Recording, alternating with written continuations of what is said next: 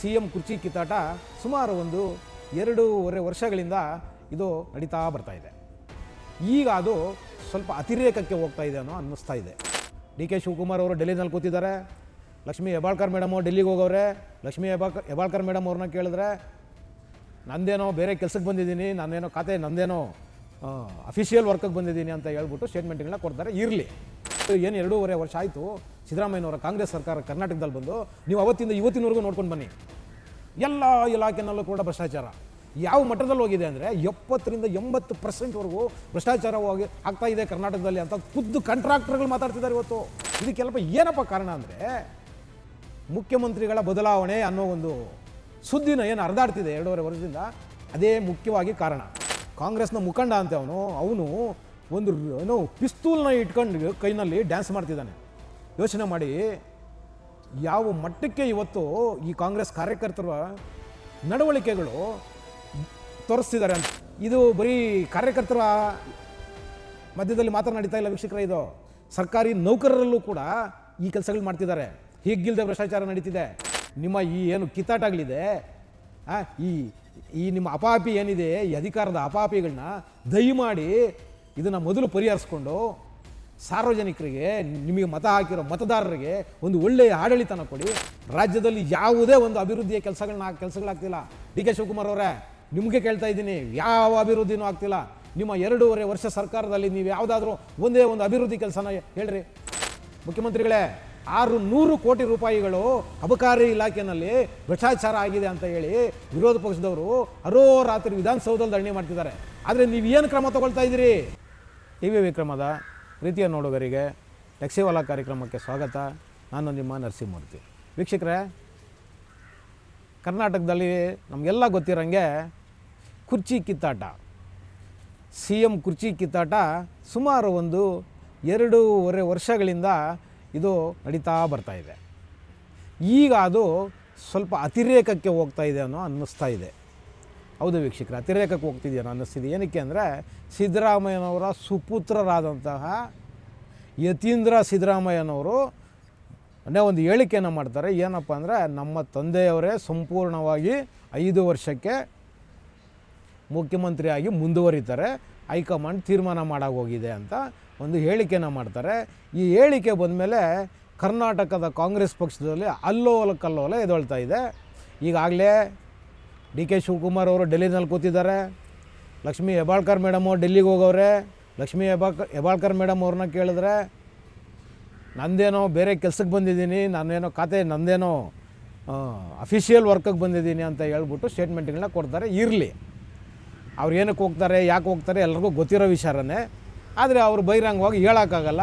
ನಾವು DK ಶಿವಕುಮಾರ್ ಪರ ವಕಾಲತ್ ಹಾಕೋದಕ್ಕೆ ಬಂದಿದ್ದೀವಿ ಹೈಕಮಾಂಡ್ ಹತ್ರ ಅಂತ ಹೇಳ್ಕೊಳ್ಳೋಕ್ಕಾಗಲ್ಲ. ಆ ಕಾರಣಕ್ಕೋಸ್ಕರ ವೀಕ್ಷಕರೇ, ಇದು ಯಾವುದೋ ವಿಚಾರ ಅಲ್ಲ. ಕರ್ನಾಟಕಕ್ಕೆ ಈಗ ಮುಖ್ಯಮಂತ್ರಿ ಸಿದ್ದರಾಮಯ್ಯನವರಿದ್ದಾರೆ. ನಾಳೆ ಬೆಳಿಗ್ಗೆ ಸಿದ್ದರಾಮಯ್ಯನವ್ರು ಬಿಟ್ಟು ಬೇರೆ ಯಾರಾದರೂ ಮುಖ್ಯಮಂತ್ರಿ ಆದರೆ ನಿಮ್ಮ ಜೀವನದಲ್ಲಿ ಯಾವುದೇ ಬದಲಾವಣೆ ಆಗಲ್ಲ. ನಿಮ್ಮ ಪ್ರತಿನಿತ್ಯದ ಜೀವನದಲ್ಲಿ ಅಥವಾ ಬದುಕಿನಲ್ಲಿ ಯಾವುದೇ ಬದಲಾವಣೆಗಳಾಗೋದಿಲ್ಲ. ಹಾಗಾಗಿ ನಮಗೇನದು ದೊಡ್ಡ ವಿಚಾರ ಅಲ್ಲ. ಆದರೆ ನಾವು ಇದನ್ನು ಏನಕ್ಕೆ ಮಾತಾಡ್ತಾ ಇದ್ದೀವಿ ಅಂದರೆ, ನೋಡಿ, ಸರ್ಕಾರ ಸ್ಥಿರವಾಗಿ ಇರೋದಿಲ್ಲ ಅಥವಾ ಮುಖ್ಯಮಂತ್ರಿಗಳು ಸ್ಥಿರವಾಗಿ ಇರೋದಿಲ್ಲ. ನಾಳೆನೋ ನಾಡಿದ್ದೋ ಒಂದು ವಾರ ಬಿಟ್ಟು ಅಥವಾ ಒಂದು ತಿಂಗಳು ಬಿಟ್ಟು ಮುಖ್ಯಮಂತ್ರಿಗಳು ಬದಲಾವಣೆ ಆಗ್ತಾರೆ ಅಂತಂದರೆ ಇಲ್ಲಿ ಏನಪ್ಪ ಆಗುತ್ತೆ ಅಂದರೆ, ಸರ್ಕಾರದಲ್ಲಿ ಇರ್ತಕ್ಕಂಥ ಅಧಿಕಾರಿಗಳು ಸರಿಯಾಗಿ ಕೆಲಸ ಮಾಡೋದಿಲ್ಲ. ಸರ್ಕಾರದ ಅಧಿಕಾರಿಗಳು ಸರಿಯಾಗಿ ಕೆಲಸ ಮಾಡೋದಿಲ್ಲ ಅಂದರೆ ಅದರ ನೇರ ಪರಿಣಾಮ ನಮ್ಮ ಮತ್ತು ನಿಮ್ಮಂಥ ಸಾರ್ವಜನಿಕರ ಮೇಲೆ ಬೀಳುತ್ತೆ. ನಾವು ಯಾವ ಕೆಲಸಕ್ಕೆ ಹೋದ್ರೂ ಕೂಡ ಕೆಲಸಗಳಾಗೋದಿಲ್ಲ ಅನ್ನೋದು ಒಂದು ಒತ್ತೊಟ್ಟಿಗಾದರೆ ಲಂಚ ಅವತಾರಗಳು ತಾಂಡವ ಆಡೋಕ್ಕೆ ಶುರು ಮಾಡುತ್ತೆ. ವೀಕ್ಷಕರೇ, ಲಂಚ ತಾಂಡವ ಆಡೋದಕ್ಕೆ ಶುರು ಮಾಡುತ್ತೆ. ಈ ಭ್ರಷ್ಟ ಅಧಿಕಾರಿಗಳಿದಾರಲ್ಲ ಸರ್ಕಾರದಲ್ಲಿ, ಇವರುಗಳು ಸರ್ಕಾರ ಸ್ಟೇಫಲ್ ಆಗಿಲ್ಲ ಅನ್ನೋದೇನಾದರೂ ಇವ್ರಿಗೆ ಮನವರಿಕೆ ಆಯಿತು ಅಂದರೆ ಖಂಡಿತ ಇವರು ಸುಮ್ಮನೆ ಕೂರೋದಿಲ್ಲ. ಇವರು ಭ್ರಷ್ಟಾಚಾರನ ಶುರು ಮಾಡ್ತಾರೆ. ಭ್ರಷ್ಟಾಚಾರ ಈಗಾಗಲೇ ಇದೆ, ನಾನೇನು ಇಲ್ಲ ಅಂತ ಹೇಳಲ್ಲ. ಆದರೆ ಇದು ತುಂಬ ಅತಿರೇಕಕ್ಕೆ ತೊಗೊಂಡೋಗ್ತಾರೆ. ಏನಕ್ಕೆ ಅಂದರೆ, ಸರ್ಕಾರದ ನಿಯಂತ್ರಣ ಏನಿದೆ ಅದು ಸರ್ಕಾರದ ಕಚೇರಿಗಳ ಮೇಲೆ ಇರೋದಿಲ್ಲ. ಕಚೇರಿಗಳಲ್ಲಿ ಕೆಲಸ ಮಾಡೋ ಅಧಿಕಾರಿಗಳ ಮೇಲೆ ಸರ್ಕಾರದ ನಿಯಂತ್ರಣ ಇರೋದಿಲ್ಲ. ಆ ಕಾರಣಕ್ಕೋಸ್ಕರ ಭ್ರಷ್ಟಾಚಾರ ತುಂಬ ದೊಡ್ಡ ಮಟ್ಟದಲ್ಲಿ ನಡೆಯೋಕ್ಕೆ ಶುರುವಾಗುತ್ತೆ. ಅದರ ಪ್ರತಿಫಲ ಈಗ ನೋಡಿ, ಈ ಎರಡೂವರೆ ವರ್ಷ ಆಯಿತು ಸಿದ್ದರಾಮಯ್ಯನವರ ಕಾಂಗ್ರೆಸ್ ಸರ್ಕಾರ ಕರ್ನಾಟಕದಲ್ಲಿ ಬಂದು. ನೀವು ಅವತ್ತಿಂದ ಇವತ್ತಿನವರೆಗೂ ನೋಡ್ಕೊಂಡು ಬನ್ನಿ, ಎಲ್ಲ ಇಲಾಖೆನಲ್ಲೂ ಕೂಡ ಭ್ರಷ್ಟಾಚಾರ ಯಾವ ಮಟ್ಟದಲ್ಲಿ ಹೋಗಿದೆ ಅಂದರೆ 70-80% ಭ್ರಷ್ಟಾಚಾರವಾಗಿ ಆಗ್ತಾಯಿದೆ ಕರ್ನಾಟಕದಲ್ಲಿ ಅಂತ ಖುದ್ದು ಕಾಂಟ್ರಾಕ್ಟರ್ಗಳು ಮಾತಾಡ್ತಿದ್ದಾರೆ ಇವತ್ತು. ಹೌದು, ಕಾಂಟ್ರಾಕ್ಟರ್ಗಳು ಇವತ್ತು 70-80%, 60% ಲೆಕ್ಕದಲ್ಲಿ ನಾವು ಇವತ್ತು ಭ್ರಷ್ಟಾಚಾರ ನಡೀತಿದೆ. ನಾವು ಕೆಲಸ ಮಾಡೋಕ್ಕಾಗ್ತಾಯಿಲ್ಲ, ದಯವಿಟ್ಟು ನಮ್ಮದು ಏನು ಹಳೆ ಬಿಲ್ಗಳಿದೆ ಕ್ಲಿಯರ್ ಮಾಡಿಬಿಡಿ ಸಾಕು ಅಂತ ಹೇಳಿ ಇವತ್ತು ಸರ್ಕಾರದ ಮುಂದೆ ಹೌಲೊತ್ತುಕೊಳ್ಳುವಂಥ ಒಂದು ಪರಿಸ್ಥಿತಿನ ತಂದಿಕ್ಕಿದ್ದಾರೆ. ಇದಕ್ಕೆಲ್ಲಪ್ಪ ಏನಪ್ಪ ಕಾರಣ ಅಂದರೆ, ಮುಖ್ಯಮಂತ್ರಿಗಳ ಬದಲಾವಣೆ ಅನ್ನೋ ಒಂದು ಸುದ್ದಿನ ಏನು ಹರಿದಾಡ್ತಿದೆ 2.5 ವರ್ಷದಿಂದ, ಅದೇ ಮುಖ್ಯವಾಗಿ ಕಾರಣ. ಮತ್ತು ನೀವು ನೋಡಿ, ಹಿಂದೆ 2013ರಿಂದ 2018ರವರೆಗೂ ಸಿದ್ದರಾಮಯ್ಯನವರು ಏನು ಮುಖ್ಯಮಂತ್ರಿ ಆಗಿದ್ರಲ್ಲ, ನೀವು ಅವಾಗಿನ ಅವರ ಬಾಡಿ ಲ್ಯಾಂಗ್ವೇಜ್ನ ನೋಡಿ, ಮತ್ತು ಅವರ ಆಡಳಿತದಲ್ಲಿರ್ತಕ್ಕಂತಹ ಆ ದರ್ಪ ದೌಲತ್ತು ಏನು ಇತ್ತು ಸಿದ್ದರಾಮಯ್ಯನವ್ರದ್ದು, ಈಗ ಅದನ್ನು ನೀವು ತುಲನೆ ಮಾಡಿ ನೋಡಿ. 2013ರಿಂದ 18ಕ್ಕೆ ಮತ್ತು ಈಗಿನ ಮುಖ್ಯಮಂತ್ರಿ ಸಿದ್ದರಾಮಯ್ಯನವ್ರಿಗೆ ನೀವು ತುಲನೆ ಮಾಡಿ ನೋಡಿ. ಆ ಯಾವ ಗುಣಲಕ್ಷಣಗಳು ಕೂಡ, ಆ ಯಾವ ಧೈರ್ಯನೂ ಕೂಡ ಮುಖ್ಯಮಂತ್ರಿಗಳಲ್ಲಿ ಇಲ್ಲ. ಏನಕ್ಕೆ ಅಂದರೆ, ಬಹುಶಃ ಮುಖ್ಯಮಂತ್ರಿಗಳಿಗೂ ಕೂಡ ಅನಿಸಿರಬೇಕು, ನನ್ನ ಕುರ್ಚಿ ಮುಂದಿನ ದಿನಗಳಲ್ಲಿ ಕಷ್ಟ ಆಗ್ತಾಯಿದೆ ಅಂತ. ಆ ಕಾರಣಕ್ಕೋಸ್ಕರ ಸಿದ್ದರಾಮಯ್ಯನವರು ಕೂಡ ಇವತ್ತು ತುಂಬ ತಣ್ಣಗಾಗಿದ್ದಾರೆ. ಇದರ ಪರಿಣಾಮ ಇವತ್ತು ಏನಾಗ್ತಾಯಿದೆ, ರಾಜ್ಯದಲ್ಲಿ ಡ್ರಗ್ಸ್ ಫ್ಯಾಕ್ಟ್ರಿಗಳೇ ಶುರುವಾಗ್ತಾಯಿದೆ. ವೀಕ್ಷಕರೇ, ಡ್ರಗ್ಸ್ ಫ್ಯಾಕ್ಟ್ರಿಗಳೇ ಶುರುವಾಗ್ತಿದೆ. ಮತ್ತು ಕಾಂಗ್ರೆಸ್ನ ಕೆಳ ಹಂತದ ಕಾರ್ಯಕರ್ತರೇನಿದ್ದಾರೆ, ತಾಲೂಕು ಅಧ್ಯಕ್ಷರುಗಳು, ಜಿಲ್ಲಾ ಅಧ್ಯಕ್ಷರುಗಳು, ಪಂಚಾಯಿತಿ ಅಧ್ಯಕ್ಷರುಗಳು, ಇವತ್ತು ಇವರುಗಳ ಅಟ್ಟಹಾಸ ಯಾವ ಮಟ್ಟಕ್ಕೆ ಹೋಗಿದೆ ಅಂದರೆ ಮೇರು ಮಟ್ಟದಲ್ಲಿ ಮೆರೀತಿದ್ದಾರೆ. ಇವತ್ತು ಈಗ ನಿನ್ನೆ ಯಾವುದೋ ಒಂದು ಗುಲ್ಬರ್ಗಾದಲ್ಲಿ ಯಾವುದೋ ಒಂದು ಮದುವೆ ಕಾರ್ಯಕ್ರಮ ಅಂತ ಕಾಣುತ್ತೆ. ಬಹುಶಃ ಒಬ್ಬ ಕಾಂಗ್ರೆಸ್ನ ಲೀಡರ್ ಅಂತೆ, ಅವನು ಗುಲ್ಬರ್ಗಾದ ಆ ಸ್ಥಳೀಯ ಕಾಂಗ್ರೆಸ್ನ ಮುಖಂಡ ಅಂತೆ ಅವನು ಒಂದು ಏನೋ ಪಿಸ್ತೂಲ್ನ ಇಟ್ಕೊಂಡು ಕೈನಲ್ಲಿ ಡ್ಯಾನ್ಸ್ ಮಾಡ್ತಿದ್ದಾನೆ. ಯೋಚನೆ ಮಾಡಿ ಯಾವ ಮಟ್ಟಕ್ಕೆ ಇವತ್ತು ಈ ಕಾಂಗ್ರೆಸ್ ಕಾರ್ಯಕರ್ತರ ನಡವಳಿಕೆಗಳು ತೋರಿಸ್ತಿದ್ದಾರೆ ಅಂತ ಹೇಳ್ಬಿಟ್ಟು. ಇದಕ್ಕೆಲ್ಲ ಏನು ಕಾರಣ ಅಂದರೆ ಒಂದೇ, ಸರ್ಕಾರ ಸ್ಟೇಫಲ್ಲಾಗಿಲ್ಲ ಅನ್ನೋದು. ಮುಖ್ಯಮಂತ್ರಿಗಳು ಬದಲಾವಣೆ ಆಗ್ತಾರೆ, ನಾಳೆ ಇನ್ಯಾರೋ ಬರ್ತಾರೆ, ಯಾರೂ ಕೂಡ ಸೀರಿಯಸ್ ಆಗಿಲ್ಲ. ಇದು ಬರೀ ಕಾರ್ಯಕರ್ತರ ಮಧ್ಯದಲ್ಲಿ ಮಾತ್ರ ನಡೀತಾ ಇಲ್ಲ ವೀಕ್ಷಕರೇ, ಇದು ಸರ್ಕಾರಿ ನೌಕರರಲ್ಲೂ ಕೂಡ ಈ ಕೆಲಸಗಳು ಮಾಡ್ತಿದ್ದಾರೆ. ಹೀಗಿಲ್ಲದೆ ಭ್ರಷ್ಟಾಚಾರ ನಡೀತಿದೆ. ಡ್ರಗ್ಸುಗಳು ಮತ್ತು ಕಾನೂನು ಬಾಹಿರ ಚಟುವಟಿಕೆಗಳಿಗೆ ಏನು ಅಡ್ಡಿನೇ ಇಲ್ಲ, ನೀವು ಏನು ಬೇಕಾದರೂ ಮಾಡ್ಕೋಬೋದು ಕರ್ನಾಟಕದಲ್ಲಿ ಅಂಥ ಒಂದು ಪರಿಸ್ಥಿತಿನ ಇವತ್ತು ಸರ್ಕಾರ ನಿರ್ಮಾಣ ಮಾಡ್ತಿದೆ. ಹೌದು, ಸರ್ಕಾರ ನಿರ್ಮಾಣ ಮಾಡ್ತಿದೆ.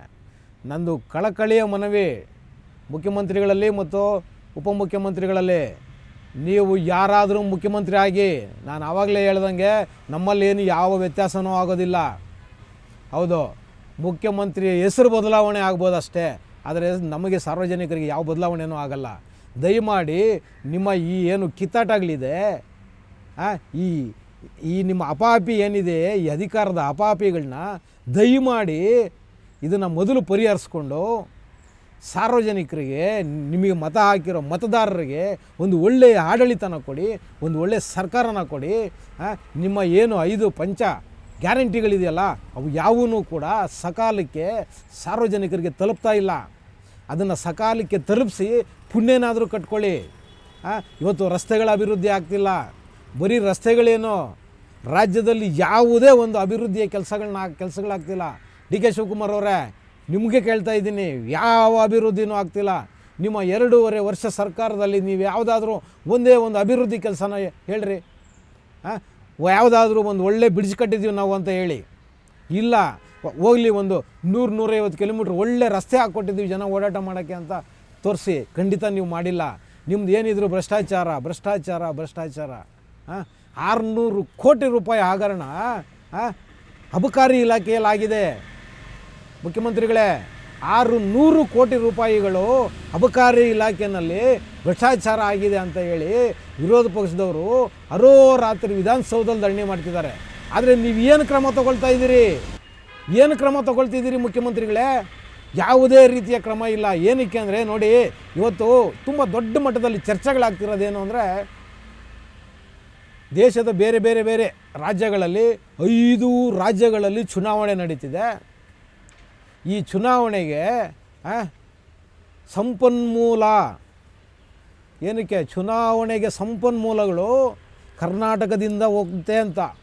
ಏನಕ್ಕೆ ಅಂದರೆ ಕಾಂಗ್ರೆಸ್ಗೆ ಇರೋ ಏಕೈಕ ದೊಡ್ಡ ರಾಜ್ಯ ಯಾವುದಾದ್ರೂ ಈ ದೇಶದಲ್ಲಿ ಕಾಂಗ್ರೆಸ್ ಗೆದ್ದಿದ್ರೆ ಅದು ಕೇವಲ ಕರ್ನಾಟಕ.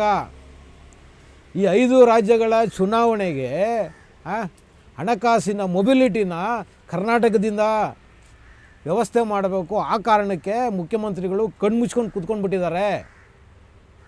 ಭ್ರಷ್ಟಾಚಾರ ಮಾಡಿ ಅಧಿಕಾರಿಗಳಿಂದ ದುಡ್ಡನ್ನು ತಗೊಂಡು 5 ರಾಜ್ಯಗಳ ಚುನಾವಣೆಗೆ ಖರ್ಚು ಮಾಡಬೇಕಾಗಿರೋ ಟಾಸ್ಕು ಕರ್ನಾಟಕ ಸರ್ಕಾರದ ಮೇಲಿದೆ, ಮುಖ್ಯಮಂತ್ರಿಗಳ ಮೇಲಿದೆ. ಆ ಕಾರಣಕ್ಕೆ ಮುಖ್ಯಮಂತ್ರಿಗಳು ಕಂಡು ಕಾಣದಂಗೆ ಕಣ್ಣು ಮುಚ್ಕೊಂಡು ಕೂತ್ಕೊಂಡ್ಬಿಟ್ಟಿದ್ದಾರೆ ಅಂತ ತುಂಬ ಕಡೆ ಹರಿದಾಡ್ತಾ ಇರೋ ಸುದ್ದಿ, ನನ್ನ ಸುದ್ದಿ ಅಂತೂ ಅಲ್ಲ ಮುಖ್ಯಮಂತ್ರಿಗಳೇ, ತುಂಬ ಕಡೆ ಹರಿದಾಡ್ತಾ ಇರೋ ಸುದ್ದಿ ಇದು. ನೀವು ಈ ರೀತಿಯಲ್ಲಿ ನಡವಳಿಕೆನ ತೋರಿಸಿದ್ರೆ ಖಂಡಿತ ಮುಂದಿನ ದಿನಗಳಲ್ಲಿ ಎಲ್ಲರೂ ಕೂಡ ಇದನ್ನು ಹೌದು ಅಂತ ಒಪ್ಕೊಳ್ಳೋ ಅಂಥ ಪರಿಸ್ಥಿತಿನ ನೀವೇ ನಿರ್ಮಾಣ ಮಾಡ್ತಾಯಿದ್ದೀರಿ. ದಯವಿಟ್ಟು ನಮ್ಮದೊಂದು ಕಳಕಳಿಯ ಮನವಿ ನಿಮ್ಮಲ್ಲಿ, ಸರ್ಕಾರನ ನಿಮ್ಮ ಹಿಡಿತದಲ್ಲಿ ಇಟ್ಕೊಳ್ಳಿ, ಸರ್ಕಾರದ ಯಂತ್ರನ ನಿಮ್ಮ ಹಿಡಿತದಲ್ಲಿ ಇಟ್ಕೊಳ್ಳಿ. ಯಾಕೆಂದರೆ ಹಳಿ ತಪ್ಪಿದೆ, ಅಧಿಕಾರಿಗಳು ತಮಗಿಷ್ಟ ಬಂದಂಗೆ ಆಡಳಿತ ಮಾಡೋಕ್ಕೆ ಹೋಗ್ತಿದ್ದಾರೆ. ಇದು ಆಗಬಾರ್ದು. ಯಾಕೆಂದರೆ ಜನಪ್ರತಿನಿಧಿಗಳು ನೀವಿದ್ದೀರಿ, ಮುಖ್ಯಮಂತ್ರಿಗಳಿದ್ದೀರಿ. ಒಂದು 140 ಶಾಸಕರಿರೋ ಒಂದು ಸರ್ಕಾರ ಕರ್ನಾಟಕದಲ್ಲಿದೆ. ಆ ಕಾರಣಕ್ಕೋಸ್ಕರ ಹೇಳ್ತಾ ಇದ್ದೀನಿ, ನಿಮ್ಮ ಕಿತ್ತಾಟಗಳು, ಗುದ್ದಾಟಗಳು ಏನಿದೆ ಇದನ್ನು ಆದಷ್ಟು ಬೇಗ ಪರಿಹಾರ ಮಾಡ್ಕೊಳ್ಳಿ, ಪರಿಹರಿಸ್ಕೊಂಡು ಜನರಿಗೆ ಒಳ್ಳೆ ರೀತಿಯ ಆಡಳಿತನ ಕೊಡಿ. ಇನ್ನು ಇರೋದು ಒಂದು 2 ವರ್ಷ ನಿಮ್ಮದು ಸರ್ಕಾರ. ಜನ ಮುಂದಿನ ದಿನಗಳಲ್ಲಿ ನಿಮ್ಮನ್ನು ಆರಿಸ್ಬೇಕು ಅಂದರೆ, ನಿಮ್ಮನ್ನು ಗೆಲ್ಲಿಸ್ಬೇಕು ಅಂದರೆ ಒಳ್ಳೆ ರೀತಿಯಲ್ಲಿ ಕೆಲಸಗಳನ್ನ ಮಾಡಿ ತೋರಿಸಿ ಅಂತ ಹೇಳುವುದರ ಮುಖಾಂತರ ಇವತ್ತಿನ ಟೆಕ್ಸಿವಾಲ ಕಾರ್ಯಕ್ರಮನ ಮುಗಿಸ್ತಾ ಇದ್ದೀನಿ. ಶೇರ್ ಮಾಡಿ, ಸಬ್ಸ್ಕ್ರೈಬ್ ಮಾಡಿ, ಲೈಕ್ ಮಾಡಿ, ಹೆಚ್ಚೆಚ್ಚು ಕಾಮೆಂಟ್ ಮಾಡುವುದರ ಮುಖಾಂತರ ನಮ್ಮನ್ನು ಪ್ರೋತ್ಸಾಹಿಸ್ತೀರಿ. ಟಿವಿ ವಿಕ್ರಮ, ದೇಶ ನಿಮ್ಮ ಕೈಯಲ್ಲಿ. ಈ ಕಾರ್ಯಕ್ರಮ ನಿಮಗೆ ಇಷ್ಟ ಆಗಿದ್ದಲ್ಲಿ ಲೈಕ್, ಶೇರ್ ಹಾಗೂ ಕಮೆಂಟ್ ಮಾಡಿ. ಟಿವಿ ವಿಕ್ರಮದ ಕಾರ್ಯಕ್ರಮಗಳನ್ನು ನಿರಂತರವಾಗಿ ವೀಕ್ಷಿಸಲು ಸಬ್ಸ್ಕ್ರೈಬ್ ಮಾಡಿ, ಬೆಲ್ ಐಕನ್ ಒತ್ತಿ.